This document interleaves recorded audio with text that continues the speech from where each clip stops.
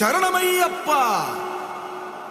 பள்ளி கட்டு சபரிமலைக்கு கல்லும் முள்ளும் காலுக்கு மெத்தை சுவாமிய சரணம் ஐயப்ப சரணம் అయ్యప్ప శరణం స్వామియే శరణం. మండల దీక్ష ముగిసింది మాలకు అర్థం తెలిసింది సబరికొండ పిలిచింది మణికంఠుని చేరగ పదమంది